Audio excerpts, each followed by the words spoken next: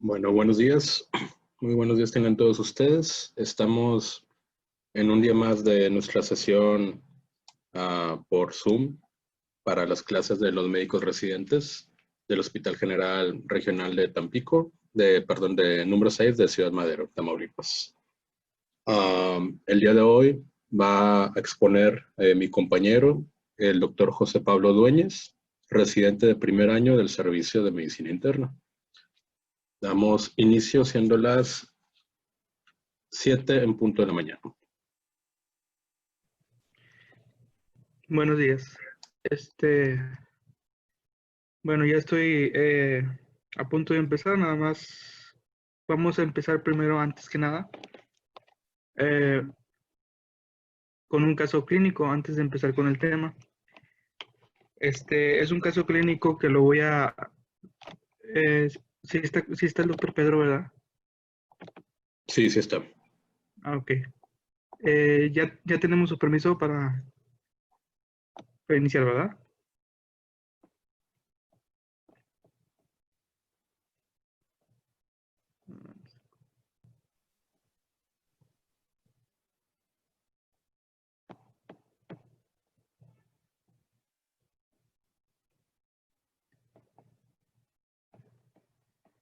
¿Ya mandó mensaje de Darío? Sí, ya dijo que sí.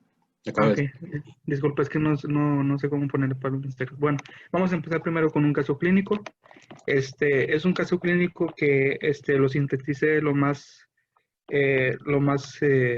práctico posible para que sea un poquito más rápido y antes de iniciar el tema. Pues este caso clínico se trata de un hombre de 48 años, tiene el antecedente de importancia, único antecedente de importancia de un ERGE desde los 19 años de edad. El paciente así lo mencionaba. En el caso clínico, solamente en tratamiento con omeprazol, una cápsula de forma diaria, ocasionalmente. Bueno, el motivo de consulta, el motivo de consulta de valoración, el paciente sufre un accidente automovilístico. A su llegada a urgencias tenía 8 horas de evolución. El paciente, en cuestión del accidente y la cinemática del trauma, el paciente iba de copiloto, recibió un choque frontolateral, y la cabina fue reducida de su tamaño. El paciente presentó policontusiones, principalmente en un trauma torácico y un trauma abdominal. Y aparte de las dermoabrasiones, pues el paciente lo trasladan al servicio de urgencia, principalmente por destacando sobre todo al interrogatorio y exploración una disnea progresiva y que culminó en ortotonea y de pequeños esfuerzos, a decir de los paramédicos que atendieron este evento, así como también un dolor retroesternal progresivo. A su llegada a urgencias, destacando rápido a su manejo y a su valoración, en la exploración mencionaba que el paciente estaba inestable hemodinámicamente, y fue estabilizado de primera mano. A la exploración torácica destacaba, sobre toda la exploración destacaba para fines de la clase también, un murmullo pulmonar abolido, un timpanismo, vibraciones vocales abolidas y amplexación abolida del hemitórax derecho. Perdón, del hemitórax izquierdo. Entonces, ante la sospecha de un neumotórax, se realizó una radiografía de tórax. Durante su evaluación, pues se mira este patrón radiográfico que vemos aquí. No sé si teniendo aquí las probables causas que en incisos que se pudieran considerar, no sé si Darío te gustaría opinar sobre su impresión diagnóstica Sí. radiológica.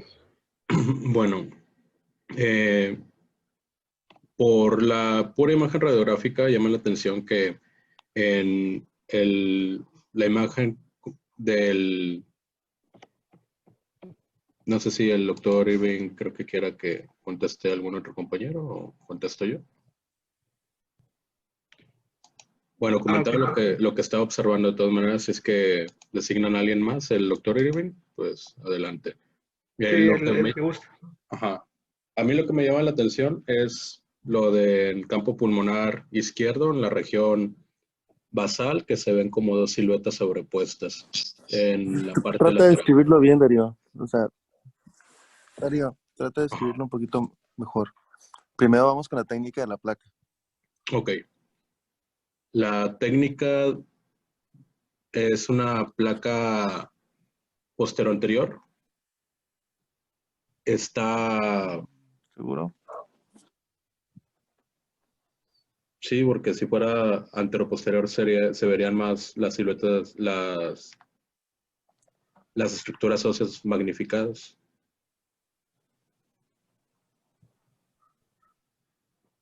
Bueno, es lo que yo supongo, doctor. Ujú. Eh, en el, siguiendo lo de la técnica, después de la técnica, veo que también hay arcos costales que están aumentados en cuanto a su distancia entre uno y otro.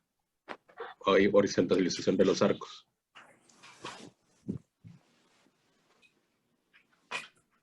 En espacio pulmonar derecho, pues sí observo que hay vasculatura, pero también puedo observar que hay desviación de la línea media de la columna de aire a nivel de la tráquea.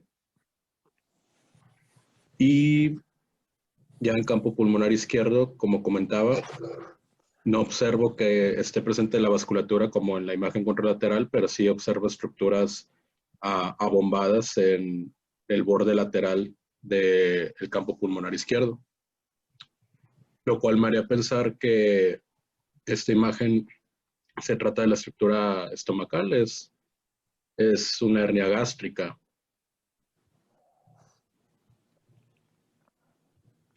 Así es. Este, Pues sí, o sea, sí. sí parece Ajá. posterior anterior por el hecho que tenga las clavículas como las tiene elevadas, pues como si estuviera levantando el brazo de la persona. Pero bueno, no sé, en ese caso yo dudaría mucho que un paciente pudiera hacer bien la técnica de inspiración y estar parado si está chocado. Por eso pensaría que no es posterior anterior.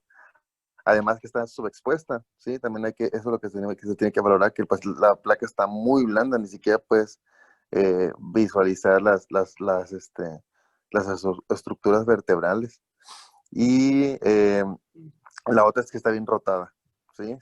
Está rotada esa placa y siempre hay que valorar primero la técnica, la exposición y la rotación. En este caso, pues yo opino que es anteroposterior, que está subexpuesta, ¿sí? O sea, está muy blanda la placa y está rotada. Y como tú comentas, después de eso siguen los tejidos óseos y tejidos blandos. Y bueno, pues en este caso, pues no se alcanzan a apreciar bien las articulaciones esternoclaviculares, no se alcanza a apreciar articulación glenohumeral. En cuanto a lo demás, no alcanzo a ver bien los tejidos grasos, como si estuvieran deficientes.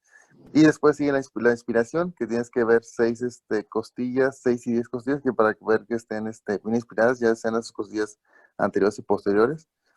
Y en se ven 6 costillas posteriores. Y, no veo. Bueno, está bien, ya. Ya el doctor dice que lo vemos en la clase de tórax. Pero pues sí, o sea, la clase se llama, neumotórax y el punto no era, y el punto es de que que no nos vayamos siempre por la finta, porque la clase se llama neumotórax, vamos a ver neumotórax. Y sí, el del lado izquierdo está todo, no tenemos estructuras bronquiales ni tampoco vasos, entonces se alcanzan a apreciar pues una probable hernia gástrica. Perfecto, muchas Ya, gracias. Darío. Sí, así es. Bueno, pues aquí vemos un caso clínico que me pareció bastante interesante, ¿verdad? Eh, esta patología que simula, ¿verdad? Un neumotórax y que en estos casos, pues la colocación de una SI, pues empeoraría, ensombrecería más el diagnóstico aún del paciente, ¿verdad? Como bien decía Darío, decía bien, esta silueta, ¿verdad? aparenta ser gas gástrico, digo, el estómago lleno de gas, herniado. En el lugar en donde debería estar la burbuja gástrica, pues vemos gas intestinal. Aparte también el gas intestinal vemos cómo rebasa más allá del diafragma, más arriba. Y el muñón, en caso de que fuera un neumotórax completo, o total, ¿verdad? Según la clasificación de CEPAR, pues vemos la ausencia del muñón, la ausencia del muñón pulmonar izquierdo. Ahorita lo voy a ver, lo vamos a ver en una diapositiva más adelante. Y pues la hernia de estómago pues se da sobre todo en patologías de ruptura diafragmática, en este caso en mi diafragma izquierdo, y suele ser generalmente por traumatismos torácicos o abdominales. Y suele verse también mucho en accidentes automovilísticos, en donde describí al inicio que suele ser choques también frontales, en donde la cabina se ve reducida, y en estos casos comentaba el caso clínico, que el paciente tal vez manifestaba datos de hernia tal que perpetuó posteriormente con el accidente, pues esta hernia. Entonces, ahorita lo que les comentaba, por ejemplo, aquí tenemos otro diagnóstico también muy importante, las bullas grandes. Del lado derecho de nuestras pantallas vemos cómo es un neumotórax clásico total, en donde vemos, por ejemplo, la cavidad torácica llena de aire completamente y con la ausencia, ¿verdad?, obviamente de la trama broncoalveolar. Y vemos a nivel del ilio, vemos el pulmón colapsado, está formado el muñón, que correspondería, pues, según la clasificación de CEPAR, pues un neumotórax total. Y acá aquí del lado izquierdo, vemos otro diagnóstico diferencial también muy importante del neumotórax, que también podría hacernos desviarnos, ¿verdad?, y dar un mal tratamiento, que son las bulas grandes o un EPOC buloso. En estas imágenes vemos bulas grandes del lóbulo superior bilateral que simulan un neumotórax. Aquí la forma en donde nosotros nos podemos valer para diferenciar es a nivel del ilio. No sé si se ve mi cursor. Sí, sí se ve. Okay. También hay indicador por PowerPoint y también por aquí por Zoom, si gustas. Okay. Bueno, aquí a nivel del ilio, vemos como una forma de diferenciar es que para las bulas, vemos como aquí a nivel del ilio, en este ejemplo, están cóncavas hacia el exterior, ¿verdad?, alejándonos de la línea media. Y esta concavidad difiere mucho a lo del pulmón colapsado, en donde es convexo. Entonces, estas imágenes, como vemos aquí, cóncavas hacia el exterior de la línea media, son más sugestivas de bulas, ¿verdad? En estos casos, pues también igualmente poner una sonda interpleural, al contrario, perpetuaría la formación de un neumotórax no existente. Bueno, ahora sí iniciando con el tema. Bueno, en cuestión de epidemiología representa es una etiología común dentro del servicio de cirugía torácica. Representa aproximadamente el 20% de todos los ingresos de este servicio. Tiene una incidencia de 16.8 casos por 100,000 habitantes. Es más común en hombres que mujeres, de una relación, por cada 24 hombres hay 9.8 mujeres afectadas. Y estos, bueno, según datos de Inglaterra del 2017. Y en cuestión de factores de riesgo, bueno, los principales que nos podemos intrahospitalariamente enfrentar más comúnmente y más común, son los que vienen aquí. Ventilación mecánica, trauma torácico, neumonías necrosantes. En cuestión de las neumonías necrosantes, tenemos que la neumocistosis y el Staphylococcus aureus y los gram negativos y los anaerobios son los que tienen más predisposición a formar neumonías de este tipo. En cuestión de factores, también el tabaquismo. Y en cuestión de factores no modificables, tenemos los pacientes que tienen edad mayor de 55 años, pero aquí hago un paréntesis. En los mayores de 55 años para neumotórax secundarios, que ahorita vamos a abordar esa clasificación, y de edad de 20 a 40 años para neumotórax primarios espontáneos.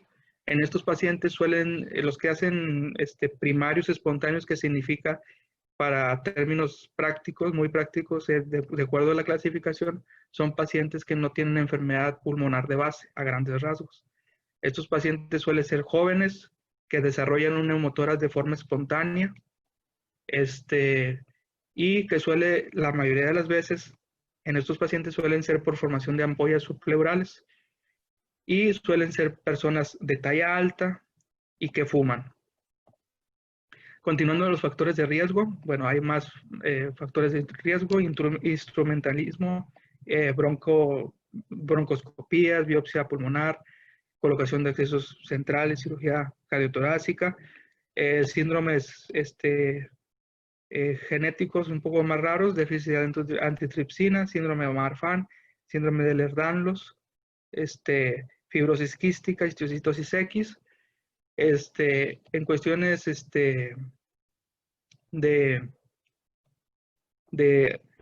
pues sí, cancerígenos, el cáncer de pulmón representa aproximadamente el 10% de los causas de neumotórax, y las metástasis pulmonares también, endometriosis, en este caso neumotórax catamenial. Y en cuestiones de los neumotórax secundarios, el EPOC ocupa aproximadamente el 30% ocupa aproximadamente el 30% de las causas, ¿verdad? De lo perpetuado.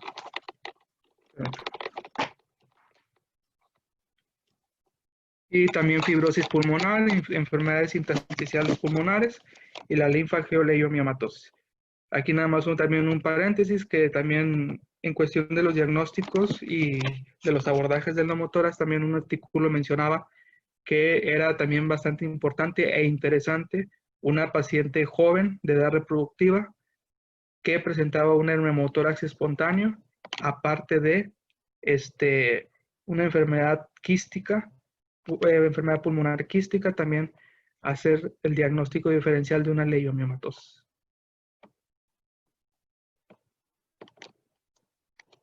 Bueno, en cuestión de la clasificación es importante. La verdad que la clasificación dicta el tratamiento. En este tema se divide se dividen en dos tipos, ¿verdad? A grandes rasgos: espontáneo y traumático. El traumático es por trauma torácico, propiamente dicho, abierto y cerrado, y el iatrogénico obviamente por instrumentación o por colocación de catéter, etcétera, etcétera. Y el espontáneo es cuando no hay una causa externa que perpetúe o que esté relacionada a perpetuar el neumotórax, o sea, ocurrió espontáneamente, aparentemente sin ninguna causa desencadenante. Y también tenemos el neumotórax tensional. En cuestión del neumotórax, el neumotórax espontáneo, en términos generales, tiene el riesgo del 2% de complicar para un neumotórax tensional.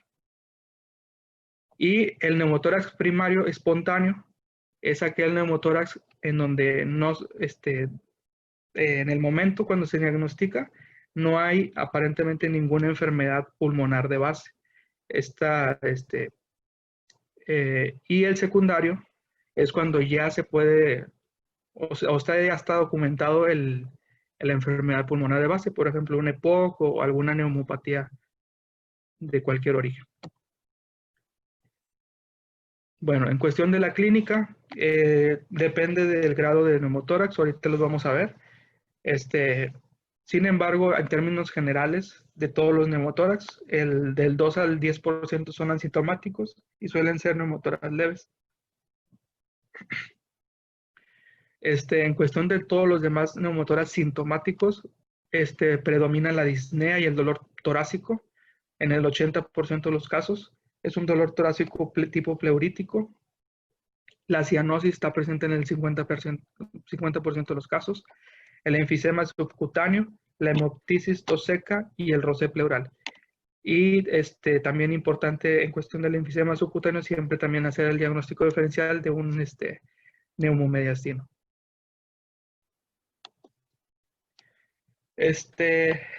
En cuestión de los datos clínicos, para nosotros siempre en el momento de un neumotórax, un neumotórax ya diagnosticado, siempre tenemos que buscarle los datos clínicos de inestabilidad para que no estemos ante un neumotórax tensional. Los datos clínicos que vamos a buscar para poder diagnosticarlo es hipotensión arterial, que esté plétora yugular, taquicardia, bradicardia, taquipnea mayor de 20 respiraciones por minuto y una saturación menor del 90%. En cuestión del neumotórax tensional, bueno, la tensión intrapleural elevada, que se vuelve muy positiva, ¿verdad? Y se vuelve tensional además. Esta situación impide el retorno venoso al corazón y se ve y se manifiesta con todos estos síntomas que necesita un tratamiento urgente. Ahorita lo vamos a abordar más adelante. En cuestión de la clínica, de la exploración y de la palpación, bueno, vamos a tener el síndrome de neumotórax, que se va a componer de, en el lado afectado, el hemitórax afectado, vamos a tener un murmullo pulmonar abolido, vamos a tener timpanismo, las vibraciones vocales palpadas van a estar abolidas en el lado afectado y la amplexación abolida. Aparte de que en el lado contralateral, pues el trabajo respiratorio va a estar aumentado.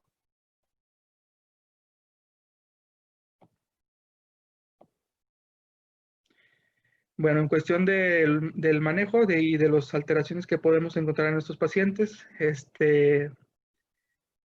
en la gasometría, bueno, lo más común es encontrar una alcalosis respiratoria.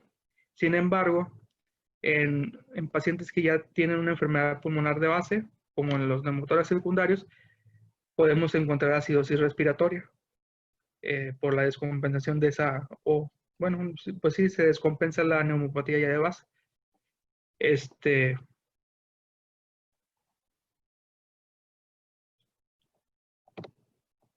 Y en cuestión del electrocardiograma, pues podemos encontrar microvoltajes como esa alteración.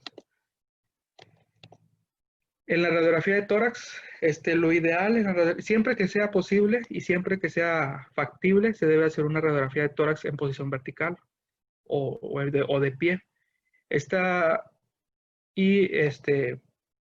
Postero anterior.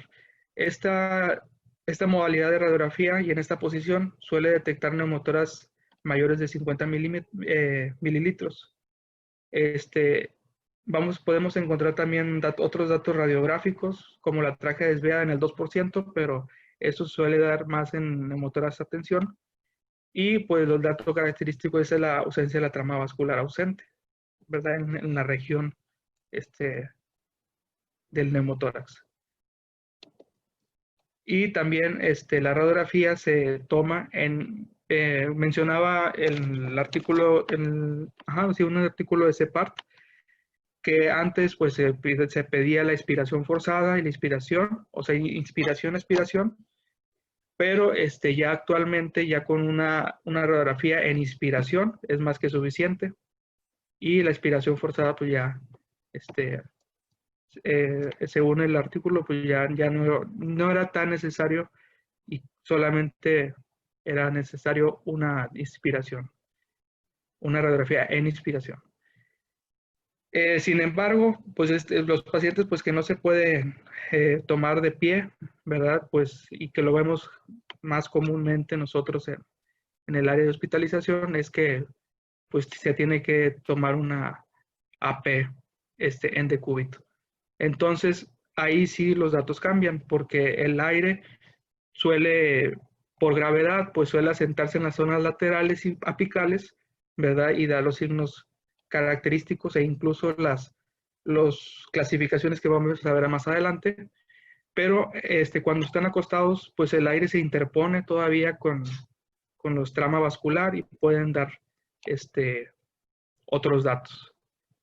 Entonces, ¿qué signos podemos encontrar en una radiografía de tórax en decúbito? Bueno, podemos valernos del signo del surco profundo. Si nosotros vemos la radiografía aquí representada, vemos que en el hemitórax izquierdo, como el surco costofrénico está más profundo, que llega mucho más profundo en comparación al contralateral izquierdo, el hemitórax izquierdo. Este signo del surco profundo, pues nos debe de hacer pensar altamente sospechar un neumotórax. Mencionó el doctor Pedro que del derecho. Ah, disculpa. ¿Mande? El doctor Pedro menciona que del derecho. Es que dijiste izquierdo. Pablo, es que dijiste izquierdo, señalaste el derecho. Ah, perdón, sí, no. Este es derecho y este es izquierdo. Sí, disculpe. Y tenemos acá otra radiografía de un paciente pues más grave. Aquí tenemos, por ejemplo, describiéndole así una descripción dirigida, ¿verdad?, hacia el tema que estamos viendo.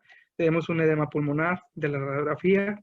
Hay enfisema subcutáneo también que vemos aquí en del lado derecho del hemitórax, ¿verdad? También vemos el paciente pues tiene una traqueostomía, el tubo está hiperexpandido, aparentemente en el caso clínico mencionaba por una traqueomalacia. Y para fines del neumotórax, del tema de neumotórax, vemos por ejemplo aquí estos datos de un neumotórax subpulmonar derecho y vemos acá también un neumotórax apicolateral izquierdo. ¿Sí? Entonces, aparte también del signo del surco profundo, también se puede manifestar de esta forma. ¿Sí? En esta paciente pues también está en decúbito. Bueno, y vamos a ver la clasificación para poder nosotros medir si es un neumotórax pequeño o grande o el porcentaje. Esas clasificaciones se aplican para el paciente en decúbito.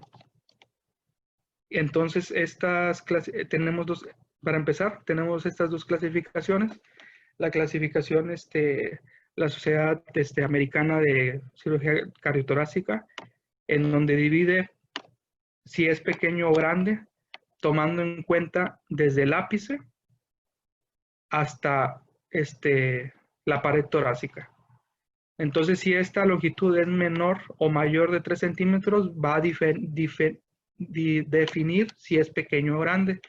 En cambio, en esta clasificación de la Sociedad Británica de Cirugía Cardiotorácica, aquí ellos manejan que a partir del ilio hacia la pared torácica, va a definir más o menos 2 centímetros si es pequeño o grande.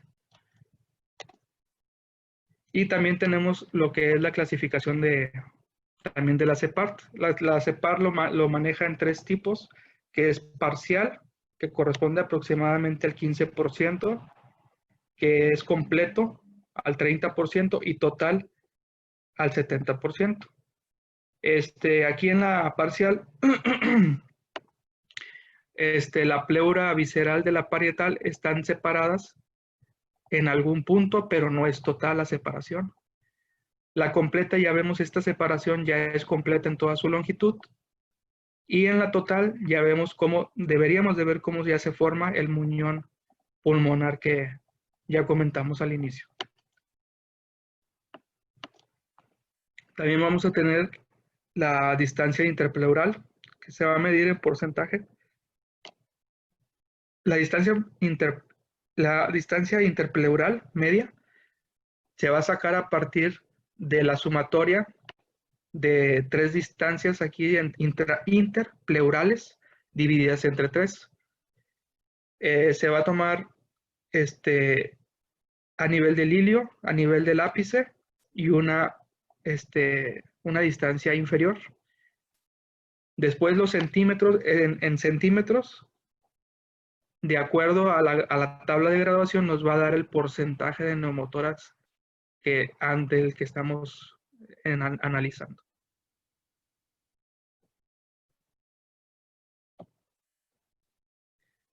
Bueno, entonces ese es en cuestión de la valoración de la radiografía. Pablo, espérame Mande, tantito. dígame. Nada más, si puede regresar otras dos. ¿Otra? ¿Otra? Ahí. En la de la BTS no es la distancia que hay del ilio a la línea de la pleura parietal. Se mide a nivel del ilio. ¿Sí? Ah, Es ok, ya. lo que te marcan ahí. Porque pues Ah, sí, pues tal estaría vez más acá, ¿verdad? sí, es a nivel del ilio. Nada más. Y Ok, con ya. la última que tenías acá, la tercera, la otra, esa. Esa es importante porque, digamos, si nosotros nada más medimos, tal vez a nivel del ilio o del ápice, la distancia que hay, pues solamente vamos a tener ahí la distancia, ¿no? Propiamente, como nos ponían de 2 o 3 centímetros, depende de la clasificación que utilicemos. Pero va a ser difícil, mediante esa técnica únicamente, poder estimar el porcentaje total del neumotórax. Por eso es que se hace esta medición, en la cual tenemos los 3 puntos a nivel de ilio, del ápice y basal. Se suman las distancias, las dividimos entre 3 y eso es el porcentaje de neumotórax que tenemos. Porque luego podemos ver ahí, ¿no? Pues tiene neumotórax de 35%. Y regresa a la otra, por favor. Sí, ahí va.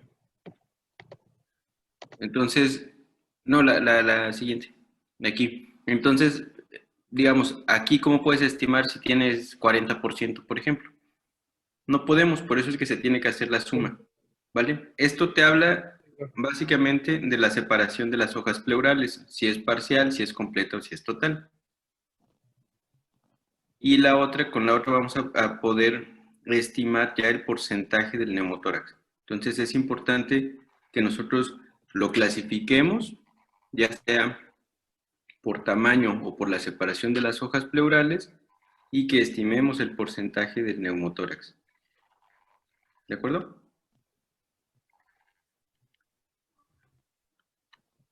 Vale. Continúa.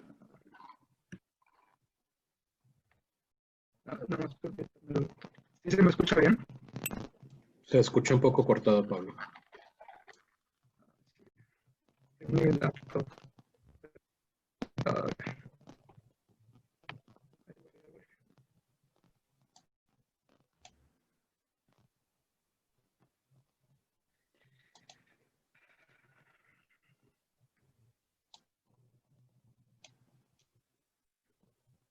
Dificultades técnicas. Dificultades. Oye, Darío, estoy intentando entrar desde mi teléfono para hablar de ahí, pero no. Ah, ok. Te mando rápidamente la liga a tu WhatsApp para que la abras desde tu teléfono. Sí, por favor. Sí, cuando se pone así tengo que reiniciar.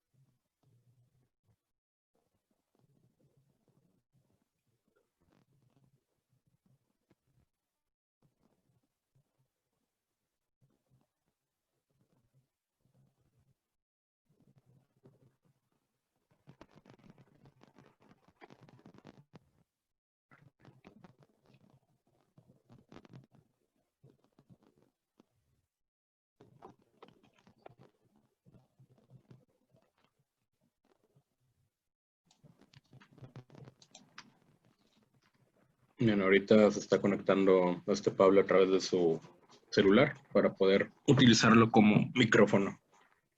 todas maneras, esto lo vamos a poder editar del video. ¿Se me escucha? Sí, solo que mutea tu computadora para que no haya reverberación. Sí, voy.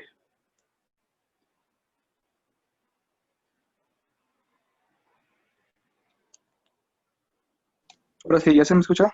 Sí, ya. Ok, ya, listo. Estoy con mi teléfono para audio. Bueno,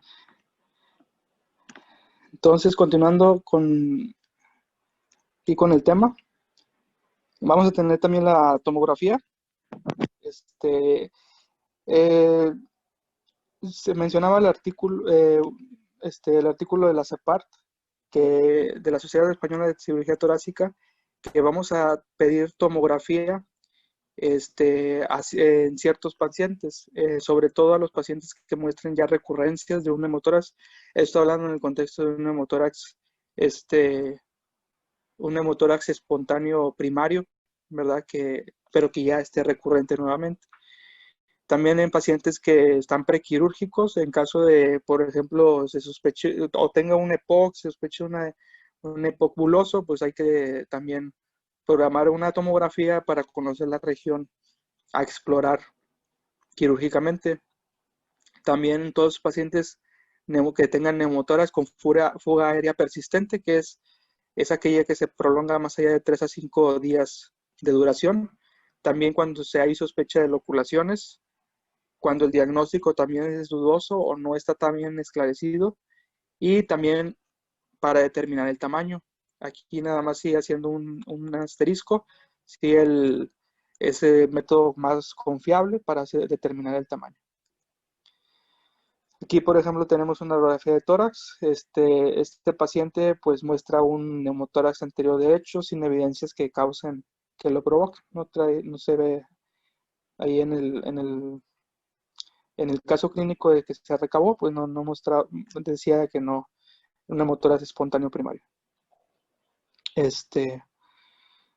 Bueno, en cuestión del tratamiento, el tratamiento conservador va a ser todos aquellos pacientes que no tengan ninguna patología pulmonar de base, que son aquellos los espontáneos primarios.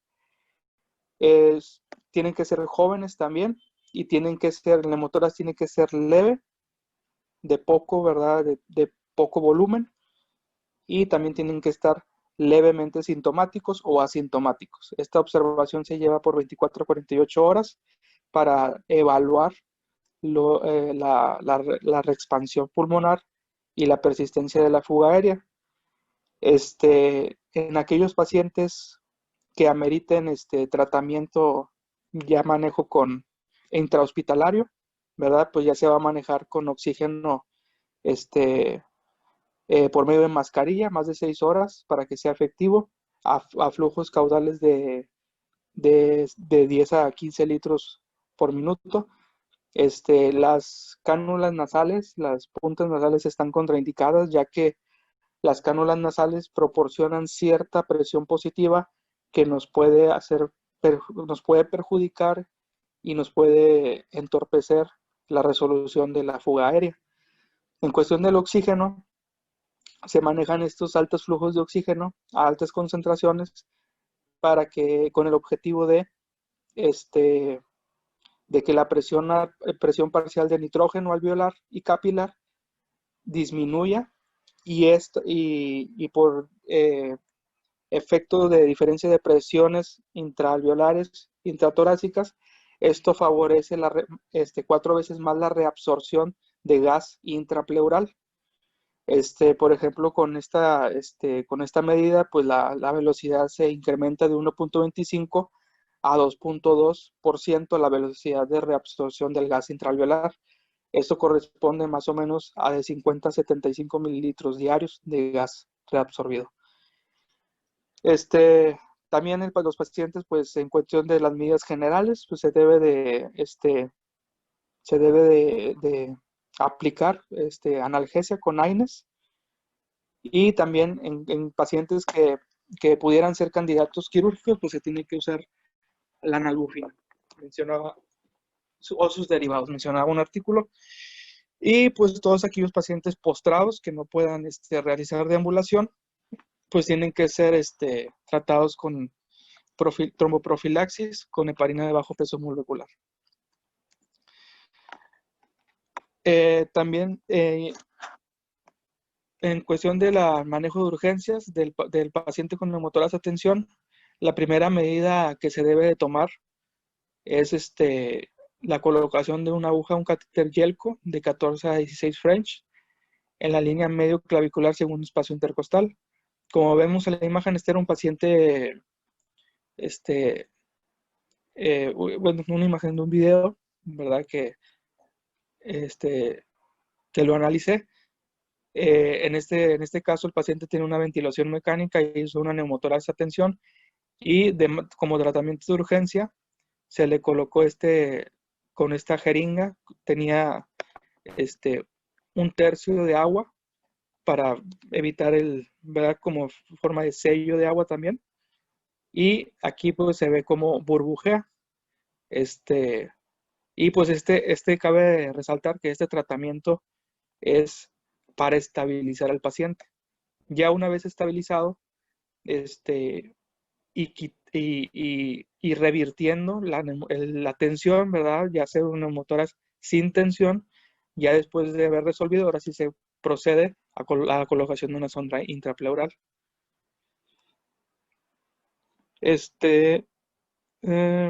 Bueno, y el drenaje aspirativo. El drenaje aspirativo va a ser un drenaje que se va a llevar a cabo con catéteres calibre 20, 24, 28 French.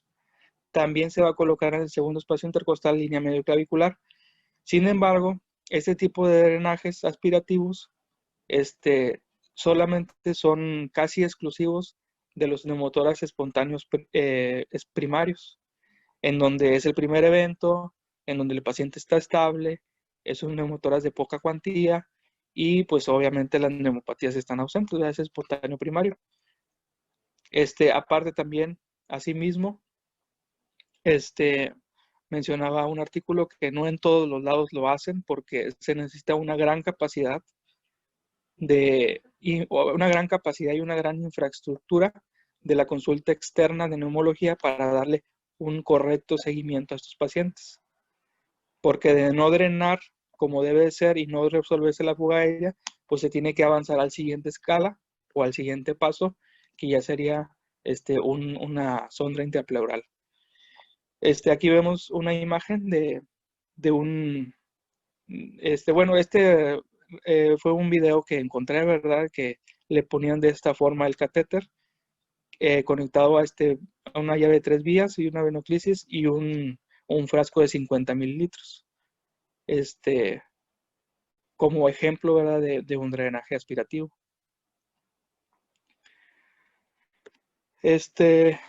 En cuestión de la sonda intrapleural,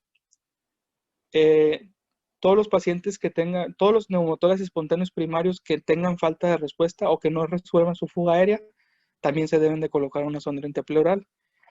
Los pacientes que tengan fístula broncopleural o sospecha, todos los pacientes que tengan más de 2 fracturas costales, todos los pacientes que hayan desarrollado neumotórax de tensión y que ya esté resuelto, se les debe poner sonda intrapleural, ya que por definición y fisiopatológicamente, en estos pacientes con neumotórax de tensión se considera que por hecho debe ser una fuga aérea grande, entonces se debe de colocar la CIP. También los pacientes que están postquirúrgicos cardiotorácicos también deben de colocarse sondas, los pacientes que tengan recurrencias y los pacientes que tengan ventilación mecánica. En cuestión del manejo de la sonda, una vez, ahorita vamos a ver una imagen de la colocación, pero a términos generales, la sonda, el manejo de la sonda se debe de poner succión de 10 a 20 milímetros de mercurio. Sin embargo, cuando se calcula que el neumotórax es menos del 50%, la succión se puede aplicar sin problemas. pero cuando el neumotórax es mayor del 50%, o se estima que es mayor del 50% del volumen pulmonar, se debe de esperar unas cuantas horas a que haya algo más de expansión pulmonar, óptimamente que sea menor del 50% al momento de aplicar la succión. De base, ¿verdad? En cualquier neumotórax mayor del 50% no se debe de aplicar succión, como lo comenté, a menos de que sea menos del 50%, y de esa forma va a ser sin problemas. En cuestión de la resolución, la reexpansión pulmonar suele verse rápido. Mencionaba ahí un artículo en UpToDate que suele ser de 4 a 12 horas. Se puede observar ya la reexpansión pulmonar. Sin embargo, eso no significa que ya la fuga aérea está resuelta. La fuga aérea, para su resolución completa, suele tardar de 3 a 5 días. Y cuando ya nosotros veamos que ya no hay fuga aérea,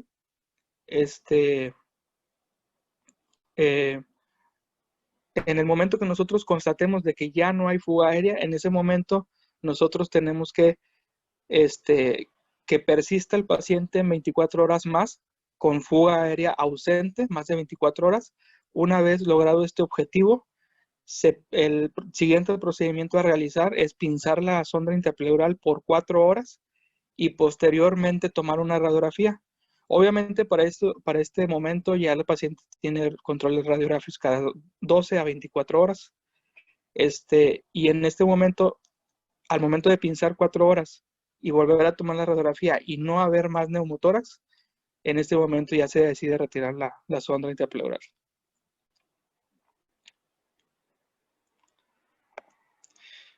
Bueno, y en cuestión de la colocación, también es importante ahorita por lo que se comentará.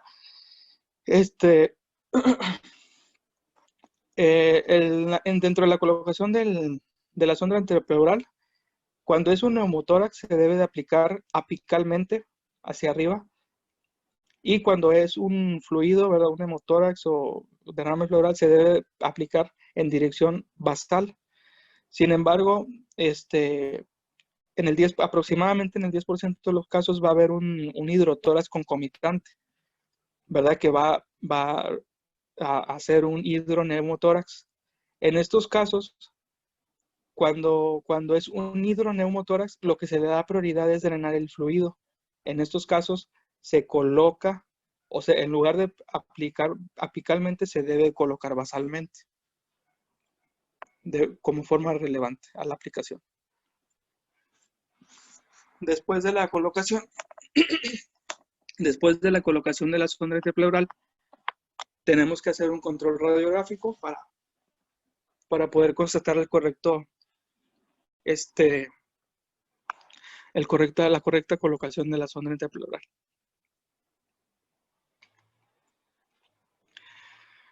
Bueno, en cuestión del tratamiento definitivo, que así lo mencionaba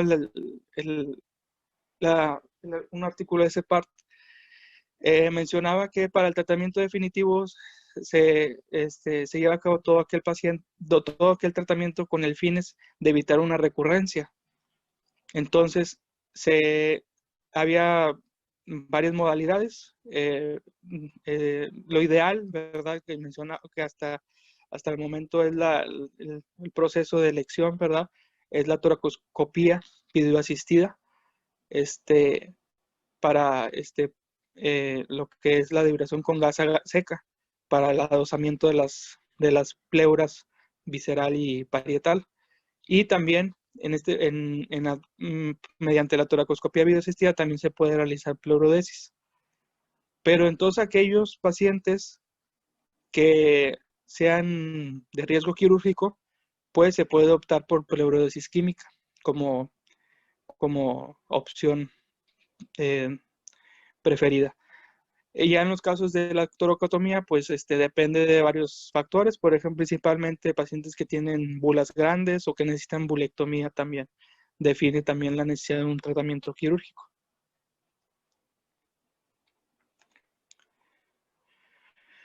Bueno, en cuestión del tratamiento definitivo o de prevención de recurrencias para neumotórax, todos los pacientes que tengan tienen que someterse a este tratamiento son todos los pacientes que tengan neumotórax bilateral.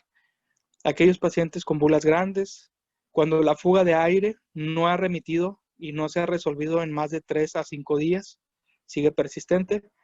También los casos de hemotórax, todos aquellos pacientes también que tienen ocupación riesgosa como pilotos, buceadores, paracaidistas, atletas, camioneros, también se deben de realizar un tratamiento para prevenir recurrencias de neumotórax.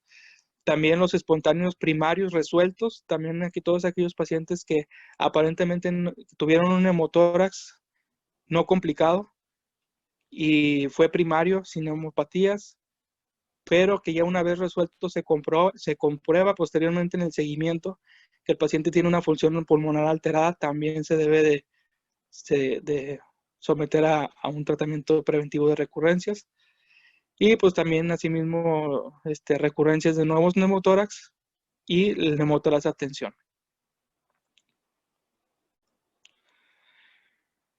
Entonces pues el tratamiento es de elección, toracoscopía videoasistida. En esta intervención pues se puede, como le digo, se puede hacer también una pleurectomía parcial o completa y también pues se puede aplicar pleurodesis química. Ahorita lo vamos a ver un poquito a grandes rasgos.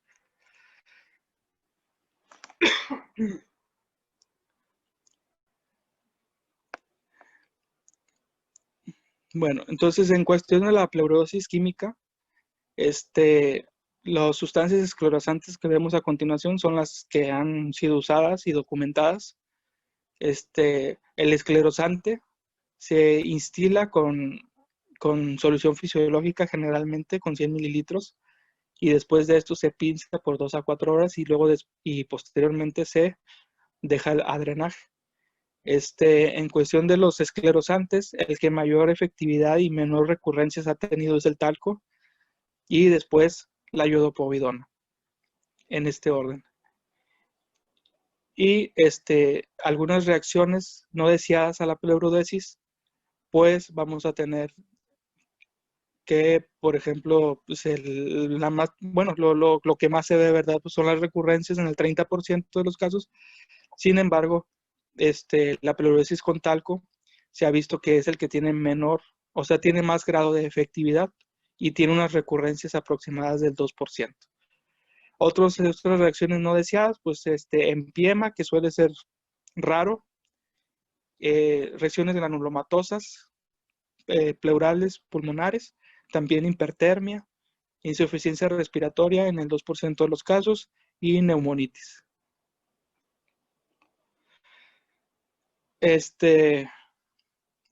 Y de complicaciones de los neumotórax, bueno, el 10 al 30% aproximadamente tienen recurrencias. Las recurrencias suelen presentarse en los primeros 30 días después de haber resuelto la fuga aérea. También hay pacientes que se vuelven crónicos. Todo neumotórax mayor a 3 meses ya se debe considerar un neumotórax crónico. El 2% de los neumotórax del 2% de todos los casos de neumotórax son bilaterales. Esto es raro, pero se ve más en pacientes que tienen esofagetomía, pecho en búfalo, que es una condición genética en donde las cavidades pleurales congénitamente están comunicadas entre sí. Y el trasplante cardíaco también, cirugía cardiotorácica. También aumenta el riesgo de neumotórax bilaterales. El hidrotórax, como les comentaba, hay un hidrotórax concomitante, un hidroneumotórax en el 10% de los casos. Y también podemos encontrar un edema, pues bueno, se puede desarrollar un edema pulmonar en el 10%, esto debido por la reexpansión acelerada del paciente, del pulmón. El enfisema subcutáneo también se encuentra en el 10% de los casos y también puede desarrollar también un hemotórax concomitante en menos de un tercio de los pacientes. Y también se pueden complicar también con hemomediacina. Aquí vemos una imagen para una imagen representativa de un hidroneumotórax izquierdo. Pues ahí a nivel del ángulo costofrénico, pues se ve el nivel gas líquido en la región basal izquierda, que está señalada por la fecha, y aparte pues los múltiples nódulos bilaterales que el paciente tiene. Y pues sería todo.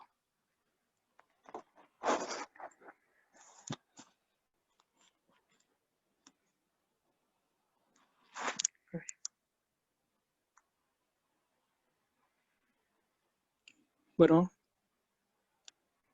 Sí, Pablo, no sé si alguien quiera comentar algo o una R más o el doctor Pedro sobre el tema.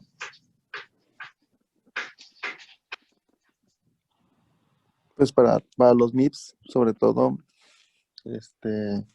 a veces la clínica va a ser muy confusa a la hora de ver un neumotórax.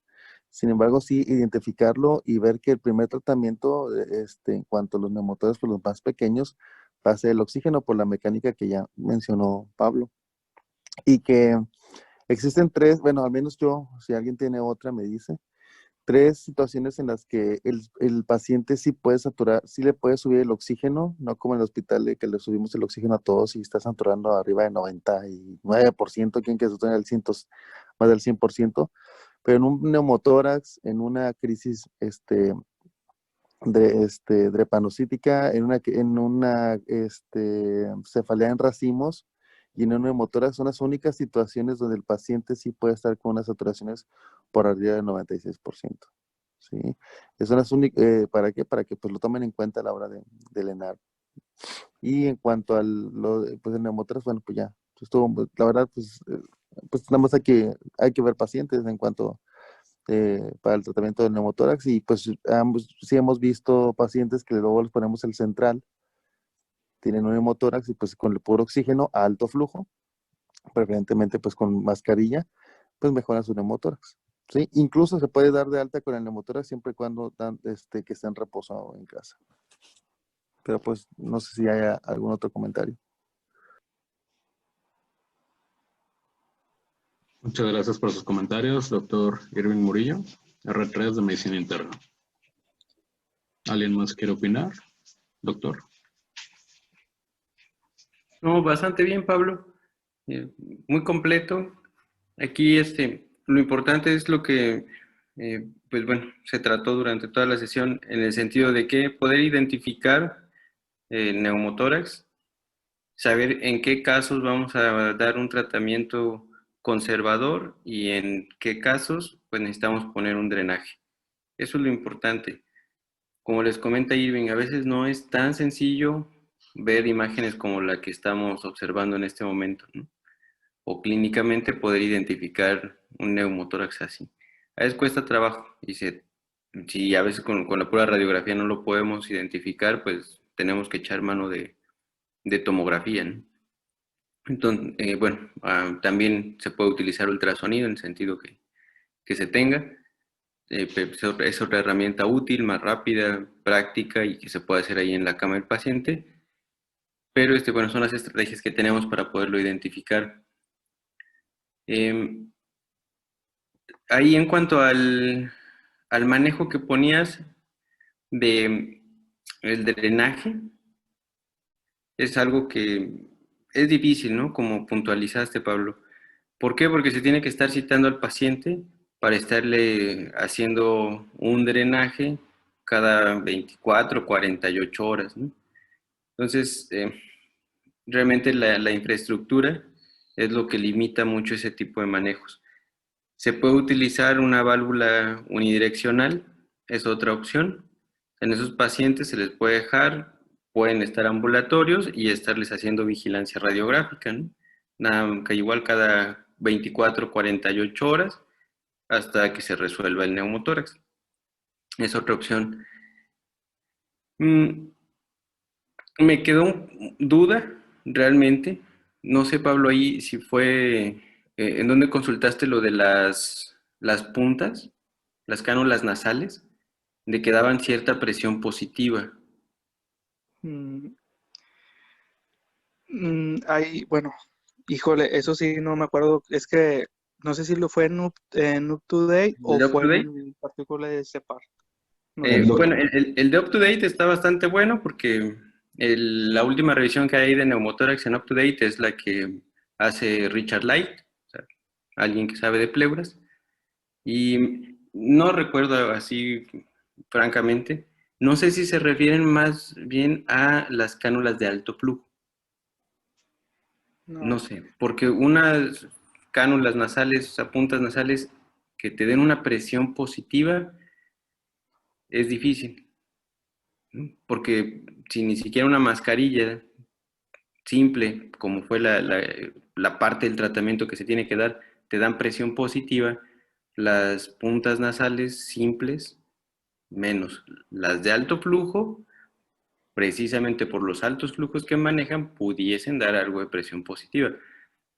Pero no sé, la verdad ahí me quedó esa duda.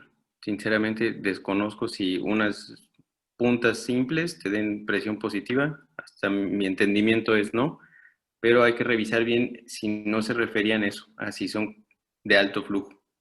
Pudiese ser. No, hay que checarlo. Ahí en el, Sí, si claro. fue en el de Up to Date hay que revisarlo bien para aclarar ese punto, ¿no? Es duda auténtica. Y pues creo que por todo lo demás estuvo bastante bien, Pablo. No sé si hay algún otro comentario, alguna otra duda que tengan. Sí, dice que son las puntas nasales de alto flujo, doctor, el UpToDate. A eso se refiere. Sí, ¿verdad? Eran las de alto flujo. Sí. Ah, ok. Perfecto. Si no hay nada más que agregar, podríamos darla por finalizada la sesión de hoy, recordándole que estas clases van a estar en línea dentro de un plazo de 48 a 72 horas en nuestro canal de YouTube. Muchas gracias por todo. Hasta luego. Darío, ¿Qué pasó, doctor? nada más rápido. Digo, es contigo el asunto. Mañana te toca lo de hemoptisis, ¿no? Según el temario estaban los dispositivos de ventilación, doctor, pero si gusta damos hemoptisis. Los dispositivos de inhaladores. Ajá, sí, ese era terminando este. Es lo que te iba a comentar. Mañana empezamos con lo de los dispositivos Sí, doc. y si acabamos a tiempo, continuamos con la hemoptisis, ¿va? Perfecto. Claro que sí, doc. Vale, Ujú. gracias. Hasta luego, doc. Sí, gracias.